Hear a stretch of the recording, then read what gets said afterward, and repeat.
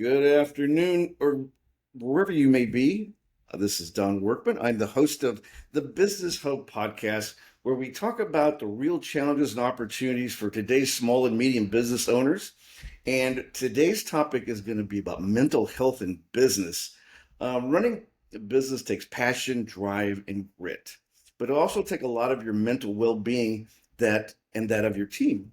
So today we're going to sit down with Dr. Jacqueline Campbell, a licensed mental health professional, to talk about how leaders can protect their mindset, support their employees, and build a healthier, more productive workplace. Because when you invest in your mental health, you're investing in your business. Now, we're not going to be able to cover everything. This may be two-parter, but I'm glad Dr. Campbell is able to join us. Hello, Dr. Campbell. How are you today? Good, Dawn. Thank you so much for having me. I appreciate your time. Yes. So let's kind of dive right into this. Now, you prefer me to call you Jacqueline or Dr. Campbell? I know we kind of know each other a little bit, but I want Jacqueline to, is perfectly fine. okay, We're great. friends. Yes. All right. So running a business can be incredibly rewarding, but also stressful. From your experience, what are some early warning signs that a business owner might be heading toward burnout? That is a great starter question because when people think about having a problem, it's already too late. Like there's already so many other problems because now it's so in your awareness, it's causing more problems in other areas too. It's not just starting. So the main thing to look for is the inability to sit still. And I know that sounds so silly. Most entrepreneurs, most executives, business owners, they just go, go, go, go from one meeting to another call, and they do this and they do that. And then when they're done working, they are completely burnt out, and that's what they bring home. So then it causes problems at home because they're disconnected, they're not present. And so if you already know that you have difficulty just sitting down and taking a break without any distractions, you already have a problem building. So, what I would say is a couple of times throughout the day, at least 2 times a day, at the beginning and at the end, have a few minutes where you just sit in boring silence, call them boring breaks, and it will start regulating your system so it can catch up and it will show you what is starting to build that's going to eventually cause stress and burnout. Interesting. I always call it take a minute if you feel overwhelmed and just back away from whatever you're doing, close your eyes, and just take like two or three deep breaths. Yep. And that helps sometimes. Sometimes it's hard because you're into whatever you're into and you don't Right. want to take that. So it's like you have to discipline yourself to understand it. Okay, hey, you need to take a break and just go on about what you're saying. So that's great advice. So entrepreneurs often push through stress thinking it's just part of the job. When does that drive become dangerous to their well-being? Well, it's going to be dangerous to their well-being in several different areas. One, if they're pushing through stress, they're actually creating oxidation with their cells, so it's going to immediately affect their health. And people don't think about it does, but stress is the silent killer for a reason because it's been there for years. You don't even see it, and then all of a sudden, your body starts deteriorating. I've had a lot of entrepreneurs be rushed to the ER because they think they're having a heart attack, and the doctor tells them it's psychosomatic, it's in your head, you need to go see a therapist. It was stress that was building. And so immediately, like you need to start paying attention to your health and slowing down when it comes to stress, but also business decisions. Like if you're not taking care of yourself, if you're not being mindful, slowing down, dealing with stress before it causes problems, you're going to be causing problems in your business. Our brain cannot focus on multiple different things and paying attention to the details when it's in a high level of stress. Entrepreneurs, we tend to think that we can operate that way. We can't. Our physiology works against us because if we have heightened stress, our amygdala, which is our fight or flight center, it turns on all of it's cortisol, which is your stress hormone, and it actually closes up your attention and your focus because it's narrow focused. So it literally closes your brain. So you can't pay attention to the things that are probably falling apart or that you're causing problems with if you are in a heightened state of stress. And that's with business decisions. And we could talk all day long about how it affects them personally. if you want to go Yeah, that route. yeah. We don't have so much time, so maybe for Yeah, another one. But that's great stuff, and it got me thinking right. about my own journey as an entrepreneur. It's like, okay, this you got to straighten out. So this is great Yeah. stuff. We're just hope you guys are at least taking a few notes because there's some great takeaways in there that could be helpful for you. Nobody's expecting you to change overnight, but there's certain little tweaks that maybe you need, and Yeah. Jacqueline's bringing some great information. So. Um, Business decision. This kind of goes back to what you're saying about business owners make hundreds of decisions every week. And how does that constant pressure affect mental health and how can they manage it better? So, when it comes to making decisions, if they, one, practicing mindfulness regularly automatically teaches you, it's like muscle memory. It teaches you to pay attention to your body. So, right before you walk into an important meeting, phone call, you're about to make a decision, check in with your body. Do I feel any tension, tightness, discomfort, or anything weird? If you do, your brain isn't seeing clearly. We have to feel in a calm and open state of mind, which means our body feels light and free, which is very, very rarely the case when you're constantly go, go, go. Most entrepreneurs naturally do that. And so to stop to check in before you make a decision, you're actually maybe even doing a breathwork exercise. Um, People can look in YouTube for this. This is my favorite one. If you do have a lot of negative sensations in your body, you're stressed, you're pressured, and you need to go into this meeting to make a decision, set your timer for 5 minutes. You have it. It's okay. It's an important decision. It's an investment. Take the 5 minutes and do what's called the heart lock-in technique. HeartMath Institute created this technique because it's focusing on your heart center, which is actually the most intuitive part of your body, not your brain. Your brain is smart, but it's also programmed, so it gets distracted and blocked. Your heart's different. So when you do the heart lock-in technique, you're breathing in and out of your heart space. Everything in your nervous system shifts to be centered around that.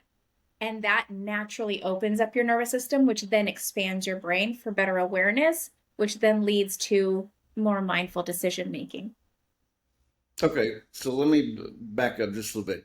Now, so when Sure. you say mindfulness, you go into a meeting, is that kind of like you do a very quick self eval, re-eval to make sure that you're in the right headspace to go into whatever meeting to make whatever decisions? Am I understanding that correctly? Absolutely. And with what you Okay. said a couple minutes ago, it only takes stopping before you go into that meeting or whatever you need to make the phone call, and then closing your eyes, going into your body, which is focusing, do a kind of a brain, I'm sorry, a body scan from your head all the way down to your feet while taking really slow, long, deep breaths. It could take 10 seconds, and that would save you from making a bad decision. Yeah. Some people need that. I've been in those meetings before. It's like I keep thinking this guy could use a little bit of this. Yeah, we all But yeah, could. I We're think all we all have been. human. Yeah, that's just kind of part of the deal. So let's kind of talk a little bit about how this affects employees. So how does a leader's mental state influence the culture and productivity of their team? So this is a very controversial topic because we as humans, we like to blame people, right? We want a Oh bad yeah. guy when it's always more than one bad guy. It's the system itself. So when you have a leader making the decisions, one, they do tend to get blamed, and they naturally, I've never had a leader who didn't naturally put more pressure on themselves. So their body is already like gunked up with all stress. So their brain is naturally closing up, which limits awareness. Then you have employees who tend to blame the person in control because control equates responsibility. So they have more burden just by being the person in charge. And then on the flip side, if they are not carrying that weight effectively, which means taking it off actually, and being able to manage their stress, do the mindfulness, do their breath work, do their self-care, whatever they need to, then whenever they are making those decisions, they are actually not as aware of the people around them and how those decisions are affecting them.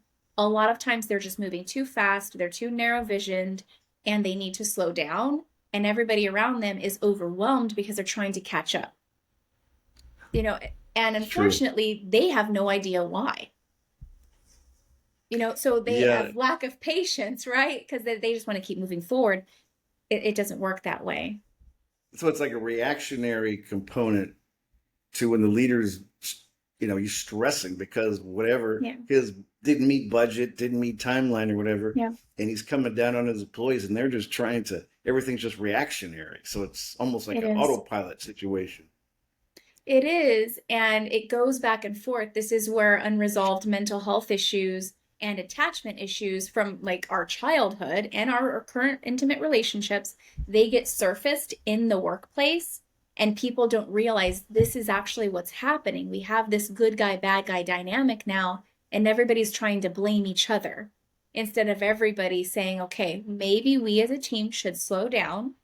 We need to, take care of our mental wellness, or we need to take accountability in different areas. How is everybody feeling right now? And how is everyone taking care of themselves?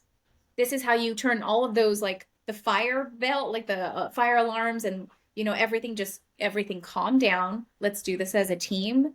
But when you address it with, well, they're not fast enough, or, oh, he's taking, control of everybody. He won't listen, or, she's, I don't know if you can cuss on this, but I was going to say bitch. Like they're stuck up. They won't listen, or they're all about money, or they need to speed it up and take more accountability, or whatever it is. We all like to blame. That has to stop, but it only stops when somebody in the dynamic, unfortunately, it's just the situation. The leader has to take the lead in this, give grace and compassion, and address it. That's very interesting outlook on that. So let me kind of segue, I guess, of sorts.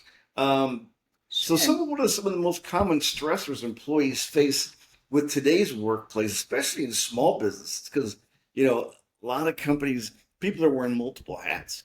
You might be hired on as a project manager, but you may be doing job X and Y, and you keep thinking, well, this will be my job. So what are some of the common stressors that people are having? So, the main stressor that we see is that people don't know how to take care of themselves, and they think that that's okay. That's not. If you're carrying multiple hats, you're learning multiple things, which means you're constantly in transition. Our brain needs to integrate information, which means it does need a rush. Don't get me wrong. The pressure needs to come in because it stretches the brain. And then we need a Right. period to collect everything, get it in order, which is part of the integration period. Then we need something right after that that's a little bit more smooth, meaning the work has to die down so I can get comfortable in this new space because I just leveled up, right? Like whatever that is, a promotion, a new skill, a new hat you're wearing. The brain has to go through this. And this is what allows us to get in the flow of doing this new task. If we constantly have the pressure and it never calms down and we don't get a chance to integrate it, we're not effective. Things just get dropped, or, balls get dropped, goals get missed. It can't catch up. It just becomes one big hot mess, and Yeah, then the fingers start getting, chaotic. yeah, okay, all right. Well, we And want to then help in people. with that, money will decrease. Well, The well, ROI will that go becomes down. that's a whole nother thing together. So let's talk about building a healthy culture, because that is what we all want, right? In our workplace, it doesn't matter what industry, how big your company is. A healthy culture is a productive culture. So creating a culture where people feel safe talking about mental health can be tough. What are some ways leaders can start building that trust? Right. I love this question because we tend to not think that it's about us. It's always about us. What I do to myself, I will naturally do to other people. That's how projections work, good or bad. So if I'm hard on myself, if I'm shaming on myself, if I work after hours, if I don't take care of myself, I'm going to naturally expect everybody else to do the same thing. Why aren't you working late? Why didn't you answer your phone? I know I called you during your lunch hour, but why didn't you pick up? That doesn't make any sense. Well, why can't you wear 17 hats if I'm wearing 17 hats? We don't operate that way. So grace is huge. forgiveness, because we all jack stuff up all the time, accepting, and even trying to find a comfortable middle ground, which means peace needs to be included in this work-life balance, making sure that you have margin in your life. You can't expect for yourself to wear 17 hats.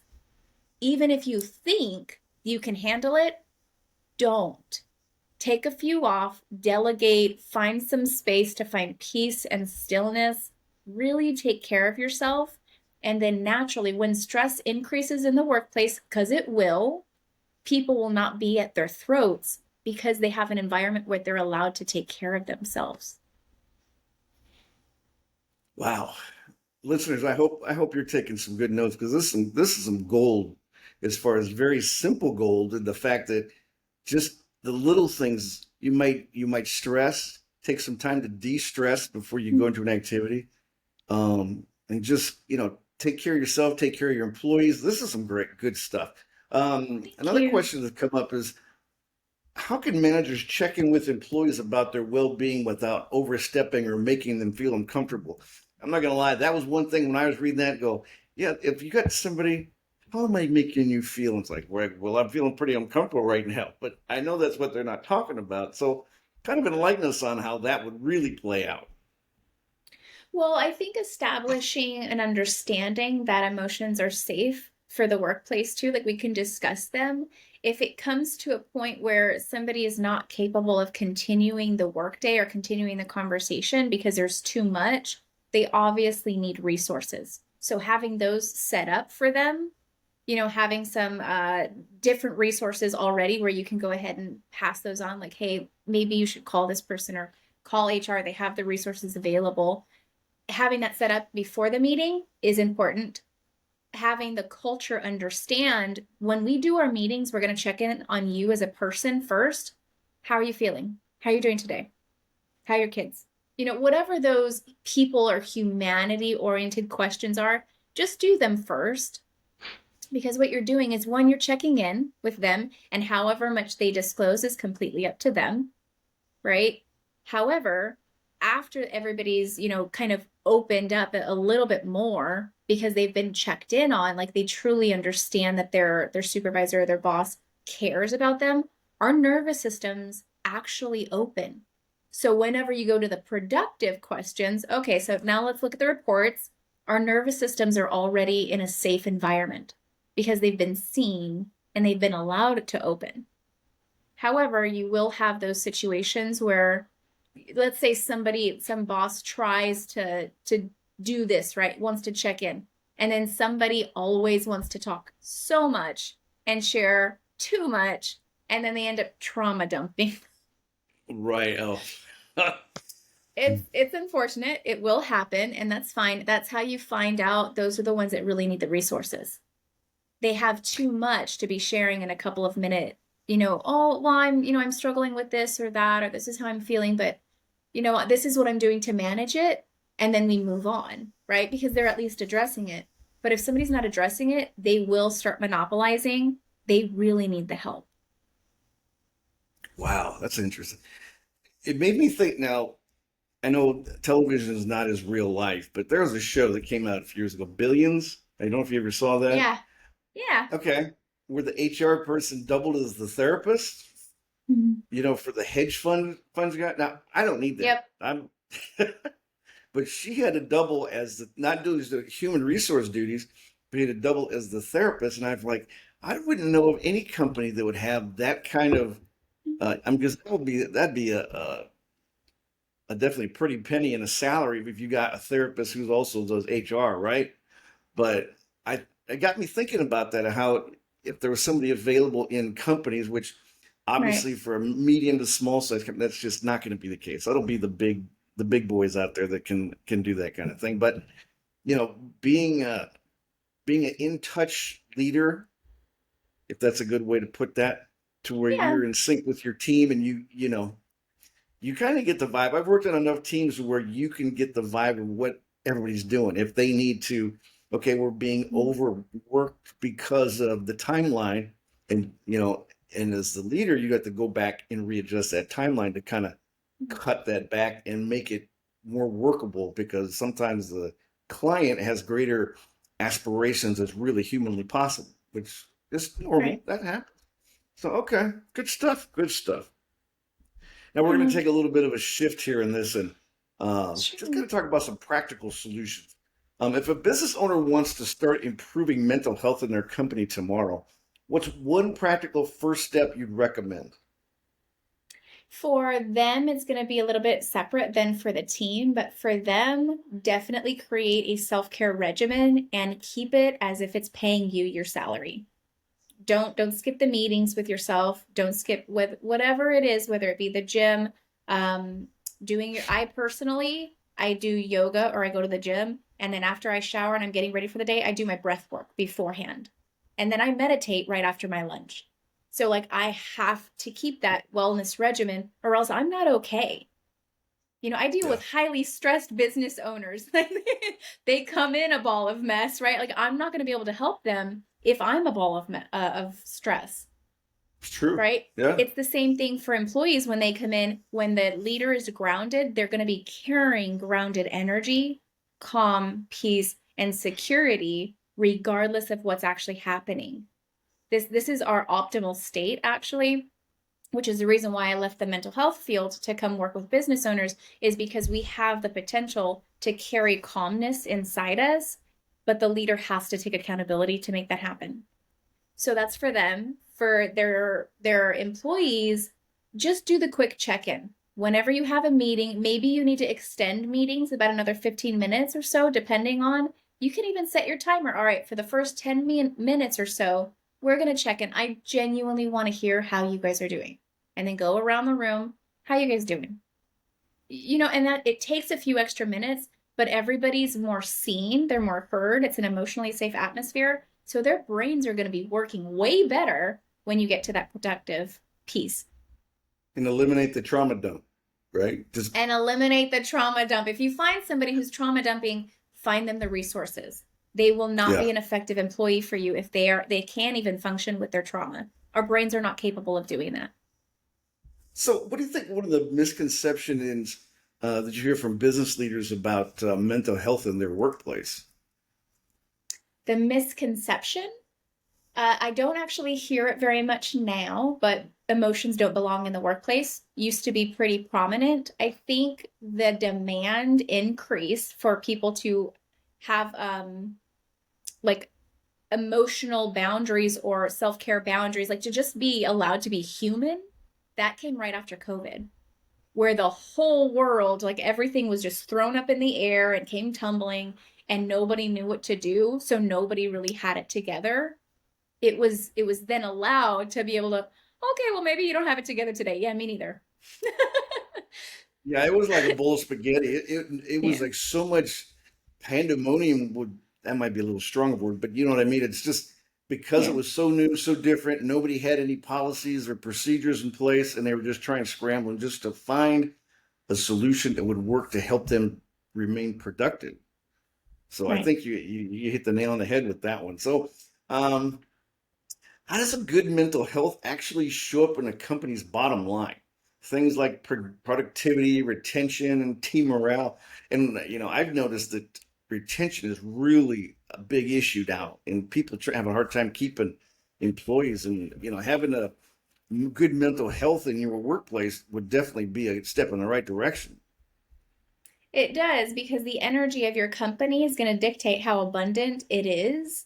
And so if you don't have good energy in your company, which the people are going to be the company's energy because we carry energy with us, then it's not going to attract quality energy. So think about like a very stressed out business, they're going to attract very stressed out clients. So if you calm that stress, you implement the strategies for self-care or mental health wellness, and you really want a peaceful atmosphere, you're actually going to be either calming the stressed out clients when they come in, or they're going to be repelled by you. Our energy, down to our microbiology, everything is in the quantum state. It's all energy, right? So us, even down to our cells, we're energy. And so like goes with like. And so if you want a peaceful business and you want peaceful clients who come in are grateful to pay you, you have an obligation to change the energy within your company. And that's important. I'm sure some of my listeners, or as they're listening to you, can think of people who may have impacted their project business negatively because of their high stress and proclaiming to be this uber alpha male or alpha Mhm. female. And the client was much more chill, but when they incorporated themselves into a conversation, it wasn't good. And so that's a great point. So I appreciate that. Absolutely. One more question, then we'll kind of wrap this up. I know you're Sure. busy. So finally, how can leaders take care of themselves while still showing strong for their team and their business? Well, so strong needs to be reframed. That's an amazing question because we all want to look capable, right? And strong. But Right. vulnerability really is our strength, which doesn't mean that you need to be a ball of a mess either. You don't need to cry in the meeting. Like it's cool. Don't do that unless it naturally Right. comes. It's cool. A shed tear is, beautiful.